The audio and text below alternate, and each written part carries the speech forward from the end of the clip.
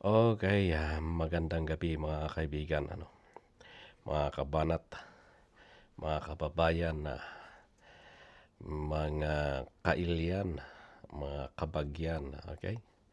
At eto nga, mainit na pinag-uusapan ngayon ang paninisi ni Manang Aimee kay PBBM dahil sa mababang ratings niya, at mukha yatang hindi siya mananalo bilang isang re-electionist na senador. Okay? So, ang lang dito, kawawa naman si Manang Aimee. Siya ba naman ang isang performing senator dito sa Pilipinas. Kanya nga lang nasira dito sa kanyang ginawang mukhang allegedly parang pamamangka sa dalawang ilog. Ito na lang dapat ng ginawa niya. Dapat tumahimik na lang siya at pumukus na lang siya sa kanyang um, pangangampanya. Dahil sa likod ng pag-endorso ni BP Sara sa kanya, ay hindi naman tumaas ang ratings o hindi naman tumaas ang kanyang percentage para makapasok sa 12, Magic 12. So, sayang lang, kung siya ay nag-stick na lang dito sa alyansa. Maaring hindi ganyan ang kanyang ratings, Pero tignan natin, kasi sayang din si Senator Amy dahil nagtatrabaho naman siya. Hindi katulad ng mga ibang tumatakbong senador na makailang beses ng nanalo pero taga upo lang diyan sa Senado. At mabalik tayo dito sa paninisi nga ni Senator Amy kay PBBM sa kanyang mababang ratings,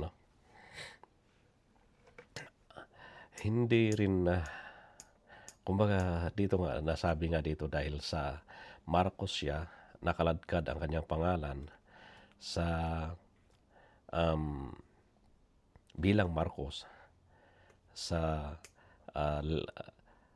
pagpapadala kay Digong doon sa Dahig, which is marami naman nagsabi na ang Pilipinas ay nakipagtulungan dito sa Interpol, hindi nakipagtulungan dito sa ICC.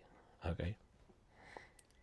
So, yun ang mahirap, Yun ang mahirap na medyo malaking kaba-kaba ang nangyayari, ang nararamdaman ni Manang Aimee ngayon sa kanyang pagtakbo, pagre-eleksyon bilang isang senador.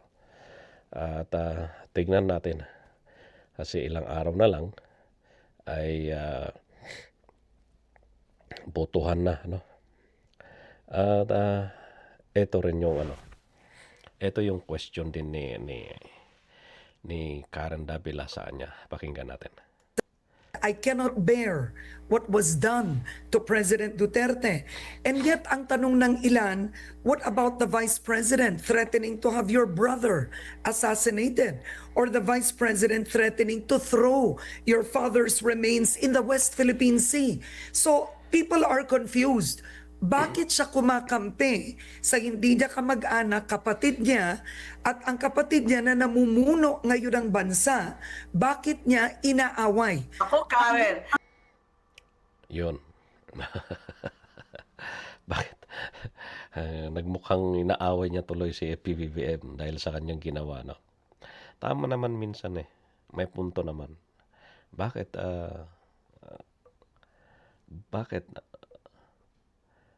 nataon pa na kumampi, dito kay PP Sara?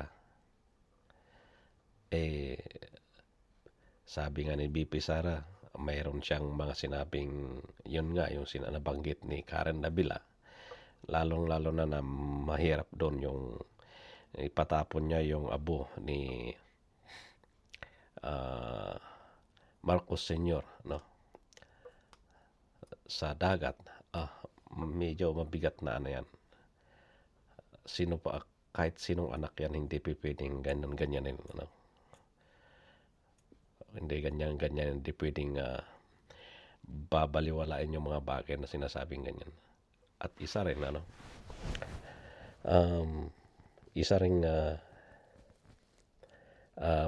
masama din dito yung pagkakasabi ni VP, no? Dapat ito ano yun eh. Yun yung ano na ano. Maraming mga politiko na kung minsan hindi nag-iisip, hindi muna huminga ng malalim bago siya maglabas ng salita sa kanyang labi. O hindi muna isipin kung tama ba yung sinasabi o hindi. Lalo ngayon, maraming mga patutsada ni BP. Puro patutsada siya. Wala naman siyang nagagawa. Wala naman nakikitang ginagawa. No? So, yun. Mabalik tayo kay Senador Amy. Ito ang tanong dito nga. No? Tanong din dito. Kung dahil doon kay PBBM ang kanyang pagbagsak, bakit yung mga ibang senatorial na galing sa alyansa ay lumabas naman, mataas din naman sila. So, dapat kung ang tao ayaw nila talaga yung pamumuno ni PBBM, dapat yung mga, kahit yung mga inendorso na niyang senador, mababa na dapat o wala na sila sa Magic 12. Pero hindi, mataas sila. So, ibig sabihin, marami pa rin ang marami ang nagkakagusto sa ginagawa ni PBBM dahil nakikita naman natin ginagawa niya yung trabaho niya bilang presidente. Okay? So, yun lang, no. Dapat hindi isisi ni Senador Amy yung kanyang mababang rating sa kanyang kapatid dahil si BBM wala siyang kinalaman dyan. At isa pa, wrong yung kanyang move na laro sa dalawang ilog. Dapat nag-stick na lang siya doon sa alyansa, no? Or kung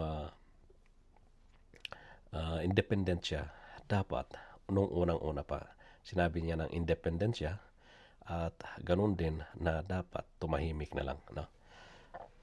Para hindi mas lalong naapektuhan siya, no?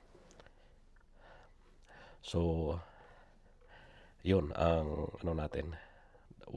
Hindi dapat isisi ni Senador Amy yung kanyang mababang ratings kay PBBM dahil wala siyang kinalaman dyan. Si BBM ay nagtatrabaho, no? Okay, maraming salamat at shout out sa ating mga subscribers dyan. At kung hindi ka pa nakapag-subscribe, mainam na mag-subscribe na, pindutin ang notification bell para mapanood ang mga susunod nating mga videos. At